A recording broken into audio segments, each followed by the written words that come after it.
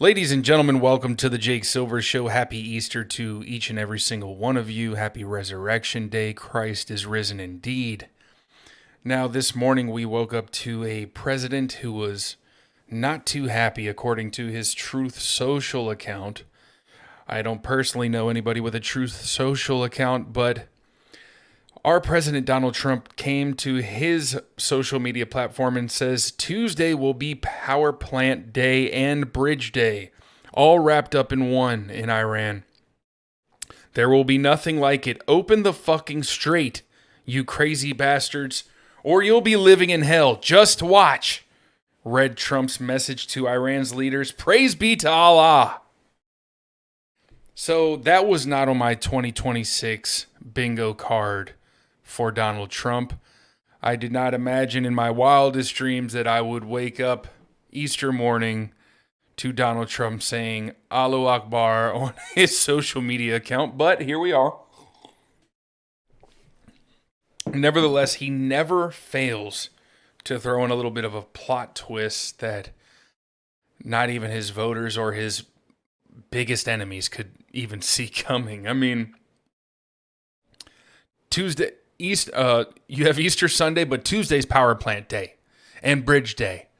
Moving forward, that's just going to be the name of the days of the week now, is what part of your infrastructure that Donald Trump wants to take out. So if Tuesday's Power Plant Day, Wednesday's Highway Day, Friday is going to be Town Center Day,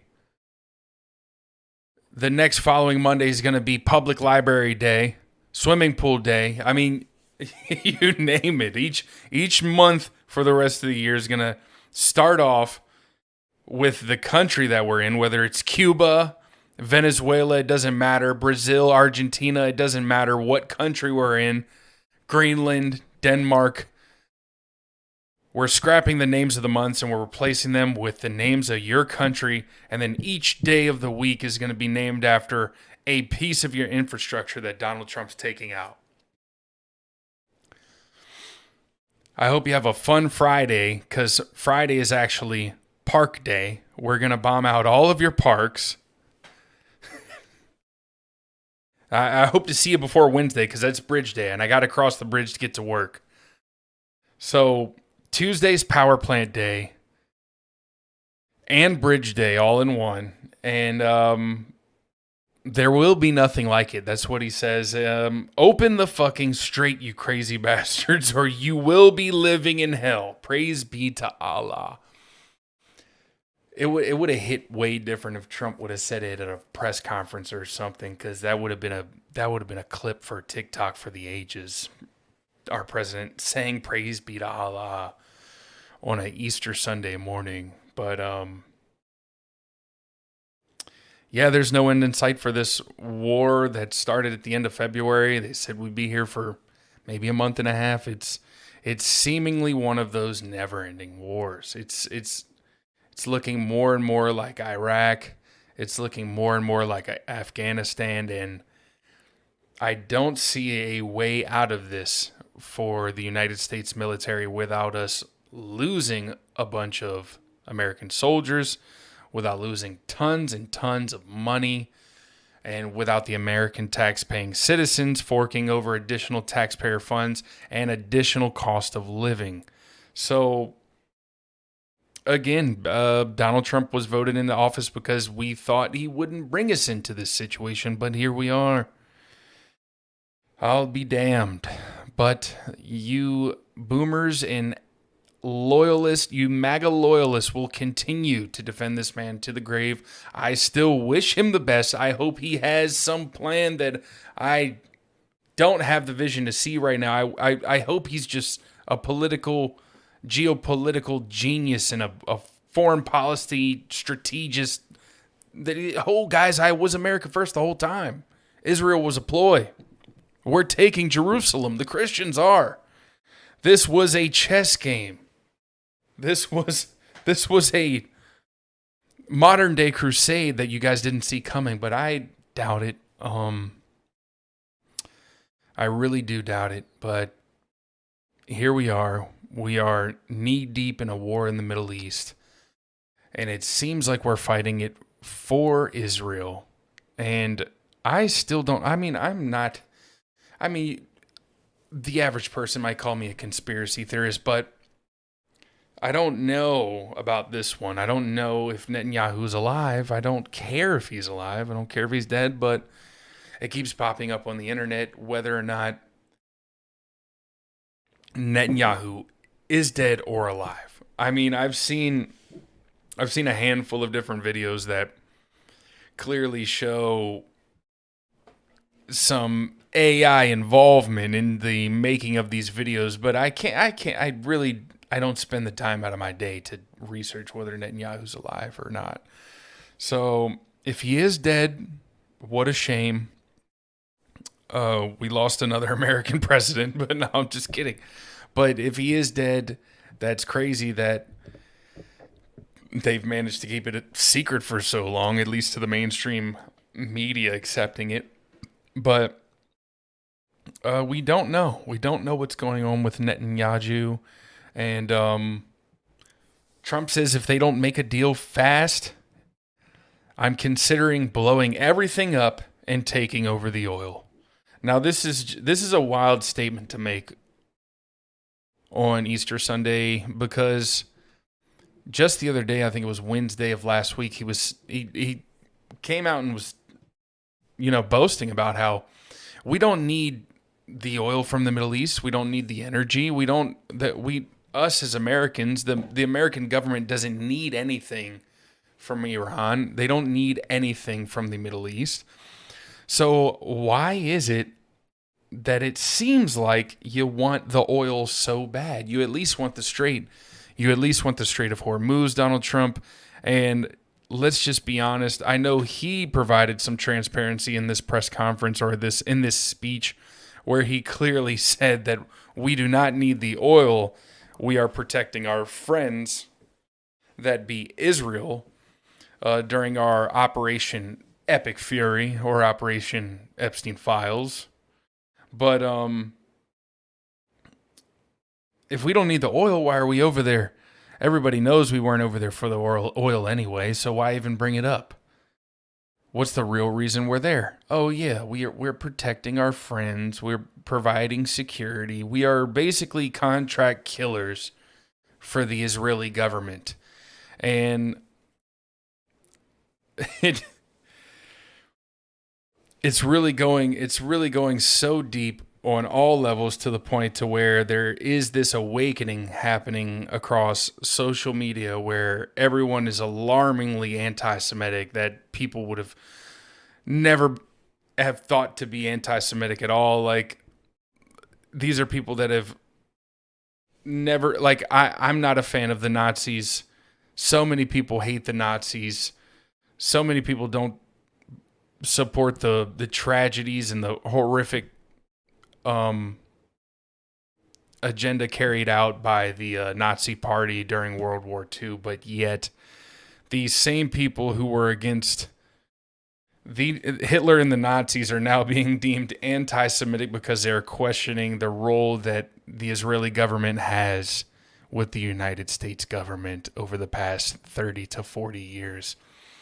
And there is a great awakening happening, and I'm here for it. I've been in the trenches a while now, keeping my eyes peeled and my mouth closed about the involvement with AIPAC and our congressmen and our campaign funding and Mossad agents and Israeli intel utilizing CIA assets in order to topple governments around the world, in order to influence elections here locally. And I'm glad this is all coming to a head now. And at this point, there isn't much that anybody in office can really do. I mean, of course, like I said, you have your MAGA loyalists, you have your staunch Republicans who don't give a fuck who's in office. They're going to support that party leader. But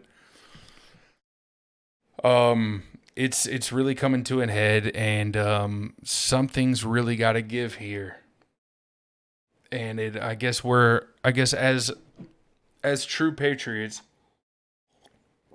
we're never too invested in who the leader of the free world is. We just again, we wish for the best.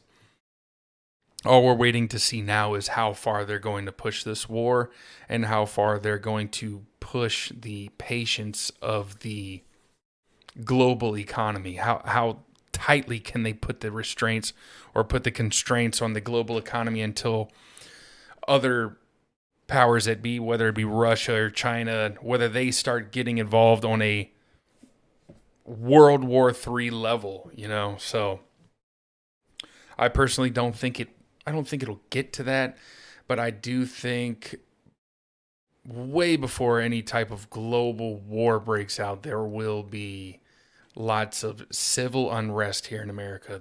We will get closer to a civil war than we do a world war in terms of our foreign policy and how it affects our American culture, how it affects our society here in America. I mean, we're at a point now to where the election coming up for midterms is seemingly going to be handed over to the Democrats. Like I stated before in a previous episode, the people are going to be voting Democrat that have never voted Democrat before. They're going to be voting Democrat blindly, the same way Democrats or independents voted blindly for Trump years ago. It's another desperation ballot. It's another Hail Mary to try and save this country, and people are going to try and make that decision and do what's best in the voting booths. I mean, the Republicans have done so bad in the Trump administration. You have people already deeming Gavin Newsom our savior. I don't think, regardless of how bad shit ever gets, there's no way in hell I would ever deem Gavin Newsom our savior here in terms of making America great again. It's just, California itself has become a shit show over the past 20 years, and a lot of the major cities around the country have become a shit show due to Democratic leadership. And again, this is not a show where I discuss left or right politics. There is no better wing of the bird here. This is just about noticing the trends and realizing that we're being played, realizing that our best interest comes from within our own communities, and there is no veil of red and blue. That is only a means to distract the average American person, and it creates a bubble socially around these groups that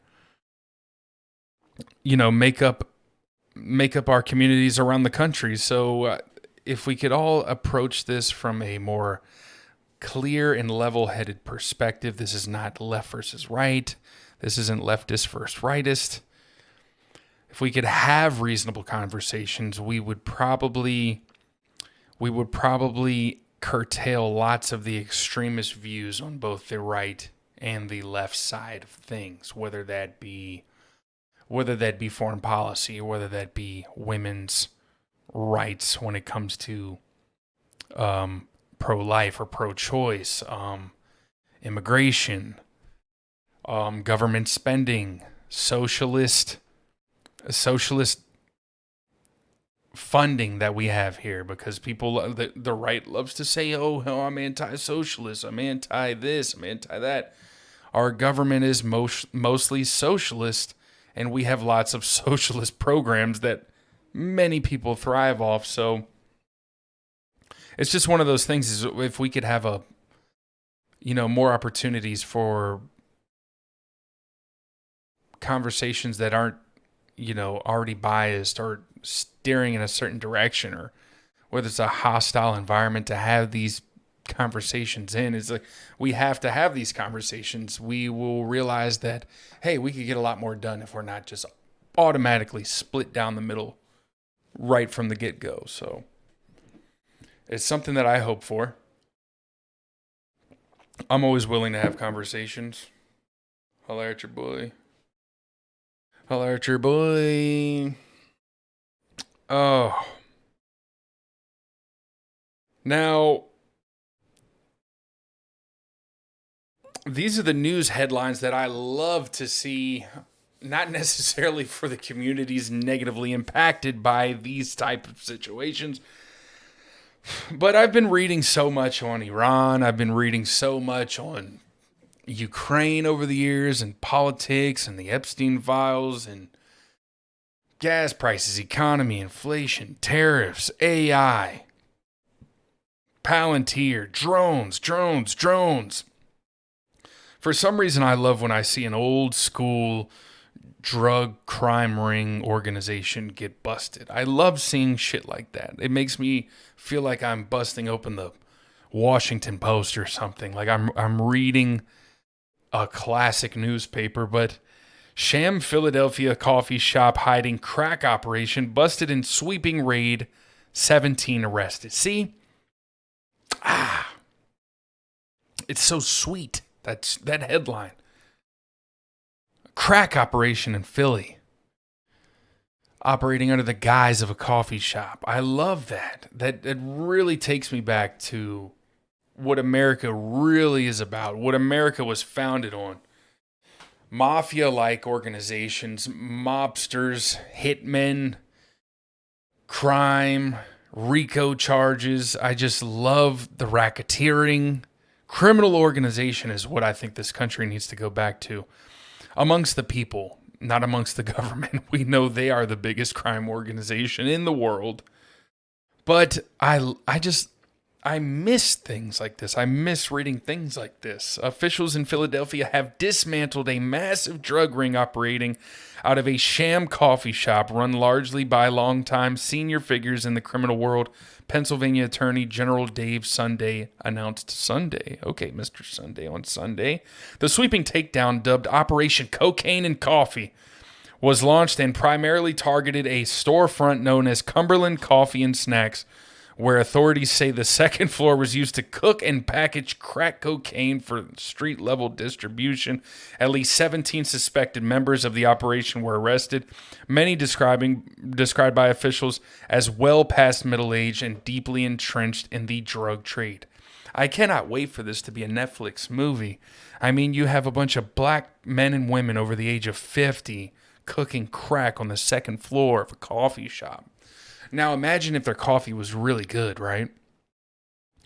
Imagine if you were local and you just went there every day for an iced Americano, because it was just, they had a great roast there. They had a good espresso, nice dark espresso roast or blonde roast. Can't go wrong with that.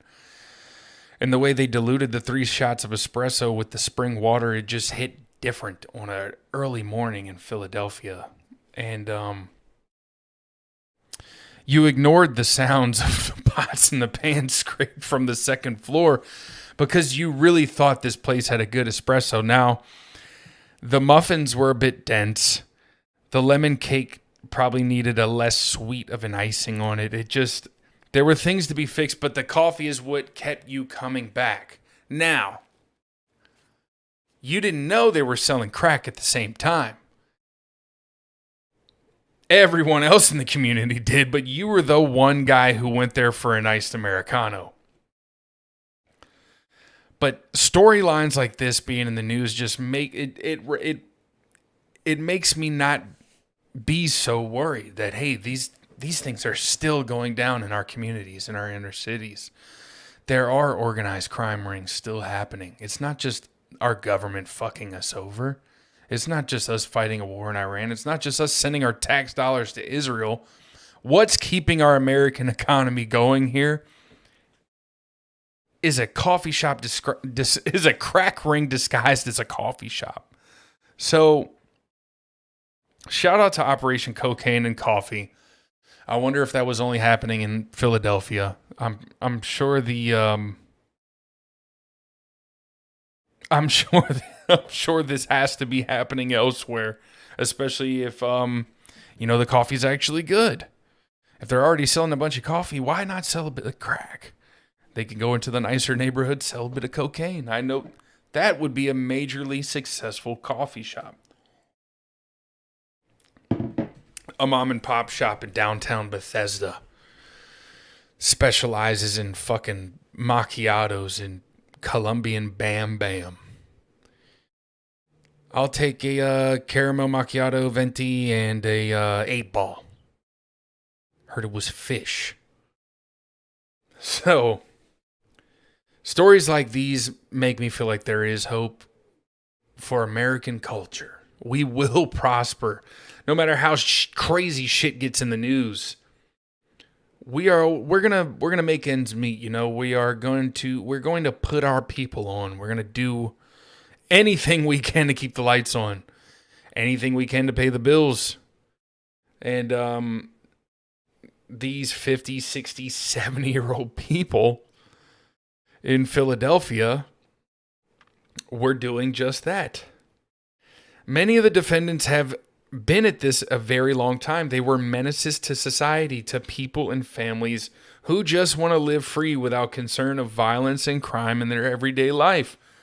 While the raid centered in North Philadelphia, the operation's reach reportedly extended well beyond the coffee shop, with officials serving warrants at roughly 30 locations across Philadelphia, Delaware County, and New Jersey.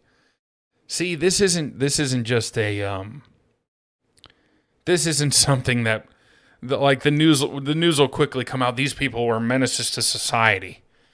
The citizens of this place just want to live free without worry of crime. No, first of all, you can't downplay the impact that these 30 plus locations across 3 different states, you can't downplay the impact that these locations, these organized drug crime rings had on the local economies here. Okay? The police have had to know about this way before investigating. I mean, these people were in their 60s and their 70s. They didn't just set up shop, a year or 2 ago. This is something that's been going on for a very long time. And of course, now that shit's hit the fan, how much were these drug rings pumping into the North Philly economy, into New Jersey and Delaware County? Let's truly think about it. But these stories make me feel warm inside. I love that there's still crack rings out of coffee shops. It really makes me light up. It really makes me know that, hey, the Mossad isn't that involved. We could still start our own crack rings if shit really gets bad. So, shout out to North Philly, guys. Wisconsin mother stabs teen daughter to death to protect her from Elon Musk. A Wisconsin mother on drugs allegedly stabbed her 14-year-old daughter to death and told police she ended the child's life to protect her from billionaire tech executive Elon Musk. Thais Oninsky of the town of Turtle in Rock County contacted authorities on March 20th and confessed to killing her daughter, Karen Rain, the night before, and that she then attempted suicide according to a criminal complaint. During the call, which lasted about 13 minutes, Oninsky said she killed the girl to protect her from somebody else, later saying she wanted to protect her daughter from Musk, according to the complaint. When she was asked if she needed an ambulance, Oninsky said she needed a hearse instead. She's dead, honey. She needs a hearse, Oninsky explained on the call. Goodness gracious. She's just sitting there smoking a fucking Winston menthol. 911, can I help you? Yeah. I just stabbed my daughter. There's blood everywhere. Oh my goodness. All right, ma'am, do you have any weapons on you? Nah, they're gone. Okay, ma'am, I'm going to need you to do me a favor. We're going to send an ambulance. Nope, don't send an ambulance. She's dead, honey. Bring a hearse. Bring the fucking coroner. I stabbed her in a jugular. She's dead. Okay. Police responded to the home and found the teen girl dead from multiple stab wounds inside the home, and a knife and sheath were found nearby. Oninsky also had cuts to her neck and wrist from her suicide attempt. Now, this story on the surface, this story may seem like, oh man, How methed up do you gotta be to think that your daughter? How methed up do you gotta be to think that your daughter is gonna get kidnapped or needs to be protected by Elon Musk? He doesn't know you.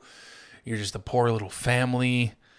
You're just on drugs, and now that could easily be the case. Now let's think about this with a open mind and an open heart. Now, this woman was probably on massive amounts of amphetamines, THC, possibly other psycho-inducing drugs. Methamphetamines alone could open up enough of a portal to where this meth addict, this crackhead woman, this woman on speed was able to see not only into the future, but into a situation where Elon Musk was kidnapping and raping her daughter. Now, Elon Musk is a weirdo, right? We all know that. But at the same time, he's also heavily involved in this future hellscape that our kids have to look forward to in terms of AI and software engineering and civil engineering that'll change the way our everyday lives look. Whether you leave your house and go down to the city center and everything's a walking ad directly in front of your face with virtual reality because you got a chip in your fucking head. But maybe this mom saw into that not so far out future and saw that Elon Musk had her daughter working as a little fucking henchman, as a little sex slave up in his penthouse suite sitting over Washington, D.C., because now Washington, D.C. is surrounded by skyscrapers and fucking AI. Maybe she saw into that and was like, oh my God, that is a literal hell. And she took her out herself. I'm just saying it's possible that the drugs opened a portal for her and she was able to see a timeline that we can't see yet. So don't be so quick to oust these random acts of violence. These are crazy times. Everything's on the board, okay? Everything is still on the table in terms of considering what the fuck is really going on. I question myself on what timeline we're really in. I really do. It doesn't take any methamphetamines. It doesn't take any antipsychotics. It doesn't take any influence. All it takes is water and formerly nicotine. But I quit that a week ago. I'm already losing my mind. I feel like I've already opened up a couple portals just by the lack of nicotine. So don't be so quick to call this woman crazy for killing her daughter to protect her from Elon Musk. She might have been on to something, okay? She's like a methed out Tom Cruise on Minority Report.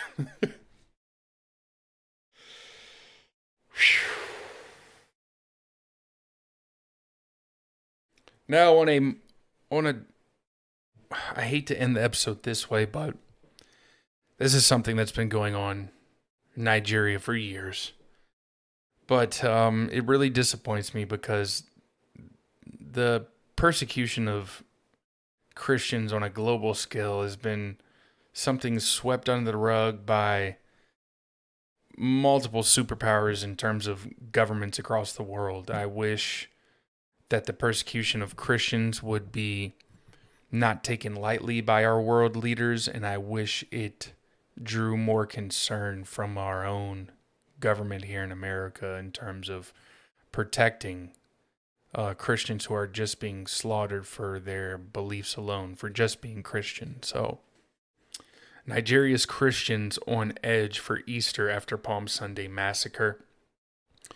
A Holy Week attack in a predominantly Christian town in Nigeria that left a reported 28 dead has led to a widespread fear that more of Christ's followers could be targeted over the coming Easter weekend. On Palm Sunday last weekend, multiple gunmen reportedly shouted a Muslim declaration as they randomly opened fire in the predominantly Christian town of Angwan Rakuba in the Jos district of Nigeria's Plateau State.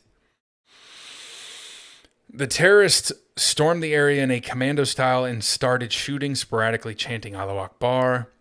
A field worker told the aid agency Voice of the Martyrs from the scene. The area is a majority Christian community. U.S. Principal Advisor for Global Religious Freedom, Mark Walker, called on Nigerian authorities to increase security to protect Christians. He posted on X, "We call on the Nigerian government to significantly ramp up security for Christians ahead of and during Easter. We recognize and appreciate the steps the government of Nigeria has taken to improve security. However, the targeted killing of Christians, especially on Christian holidays, is unacceptable. We urge the Nigerian leadership to engage and to do so now." Now, the United States government will not be involved in providing security for Christians being persecuted overseas. It has to benefit them. It has to benefit the American government economically, whether it be land mass secured, whether it be natural resources obtained, whether it's deals signed, whether we could put a fucking military base right there, whether we can make you the 51st state, it doesn't matter. We have to benefit from it. The American government will not just go about being vigilantes for protecting the Christians who are being killed just for being Christians, especially for the sake of these Nigerian Christians. The death and persecution of Christians has been swept under the rug during this whole campaign in the Middle East, being led by the Israeli attacks in Iran, the Israeli aggression in the Gaza Strip. The media in the West wants to tell you all about the radical Muslims and Hamas and Hezbollah and all the terrorist groups coming out of whether it be Lebanon, Syria. It doesn't matter what it is, but what they never really want to tell you about is the Christians that die in the crossfire of these brutal campaigns. And it sickens me and it disgusts me that especially our administration now claims to be pro-Christian, and we all know they're Zionist Christians. They support Israel before America first. But I really look forward to the day that we truly have a Christian administration in our government that will protect Christians globally, regardless of the color of your skin, regardless of whatever we may benefit from doing so, just protecting Christians for the sake of being Christian. And tragically, Nigeria is ranked the 7th worst country in the world for Christian persecution. The organization claims it accounts for 72% of the total number of Christian killings worldwide in 2025. 72%. And this is not something that comes up in your UN meetings. It might briefly, but this isn't something that our American government is ever gonna, advance on or even put $50 million into protecting, especially in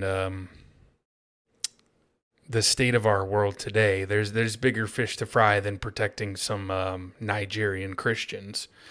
But what I would like to see is that regardless of where you are as a Christian, if you've been persecuted and you're obviously accounting for over half of the deaths of Christians being persecuted in the world, I would like to hope and pray that if I was a Nigerian Christian in that country at the time, I would like to think, oh man, maybe maybe the United States will come and help us. But that doesn't seem to be the case here. And it's super sad to see something like this carried out during the holiest week for Christians around the world. So on that note, I would like to say I'd like to keep the Christians being persecuted in Nigeria in my hearts and in my prayers. I know I'll be thinking of them and to any other Christians being persecuted around the world. It's something terrible that's going on. I hate that we are at war at all in Iran, and I pray that it comes to an end soon, regardless of what needs to happen there. I hope come the end of Tuesday that there isn't more bombing and there isn't more missiles being dropped and essentially raising the cost of living for everyone around the world. So it's not just here in America. It's all around the world. And but again, happy Resurrection Day, happy Easter. I hope you guys have a great day. I hope you have a great week. Thank you so much for watching, and I'll see you guys next time.